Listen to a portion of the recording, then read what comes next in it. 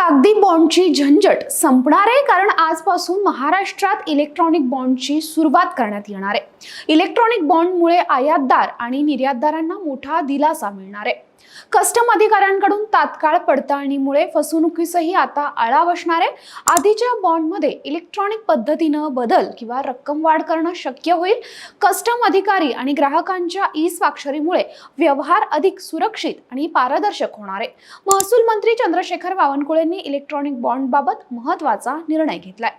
या उपक्रमाअंतर्गत ई-स्टॅम्पिंग, ई-स्वाक्षरी, ऑनलाईन पेमेंट, रिअल टाइम पडताळणी, डिजिटल रेकॉर्ड्स याचा वापर होणार आहे। सर्व प्रक्रिया वेगवान आणि सुरक्षित पारदर्शक बनवण्यावर सरकारचा भर असणार आहे।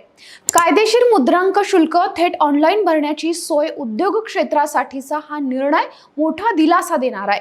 व्यवहारातील खर्च आणि वेळ वाचवणार आहे, तसंच कागदपत्रांची गुंतागुंत कमी होणार आहे,